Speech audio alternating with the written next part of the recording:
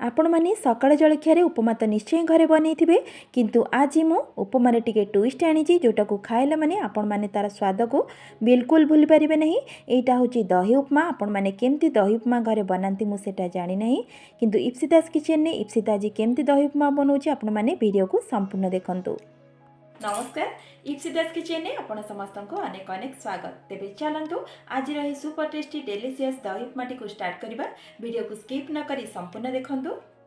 एथिपाई मु 100 ग्राम सुजी और 3 ରୁ 4 स्पून फ्रेश दही को नहीं कि बीन्स को काटिक रखी, गाजर गोटे काटिक रखी, कंचा लंका और अदा को ग्रेट करके रखी।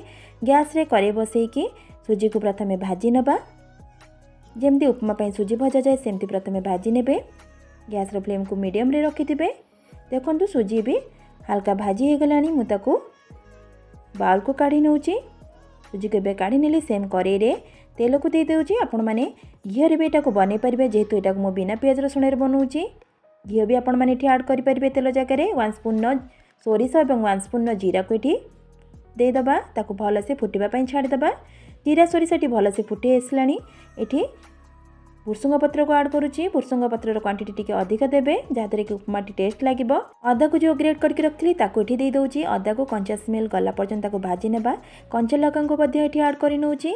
ताको सब भल से भाजी नेबा।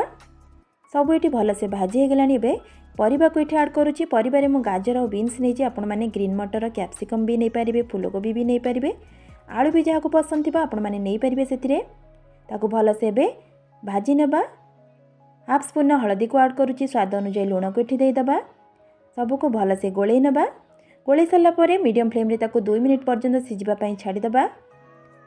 देखंतु तो कवर करि नउची 2 मिनिट पर्यंत। 2 मिनिट पर कवर खोलुची। देखंतु बीन्स और गाजर एठी भल से सिझी आसलानी। ताको आ टिके भल से मिसई सारा पर आमे पानी एठी ऐड करबा।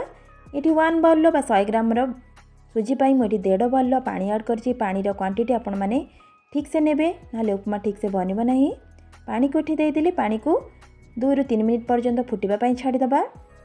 देखंतु पानी एबे एठी फुटी आसलानी। एठी हमें सुजी को ऐड करबा। अल्प अल्प करिकी सुजी के ऐड करिवे आउ स्पैचुला सादरे ताको गोळेई नउथिबे नले सुजी बिंडा हे जिवो। देखंतु मु जेमती करूची आपण माने सेमती ही करिवे। पूरा खिला खिला बनिबो उपमाटी।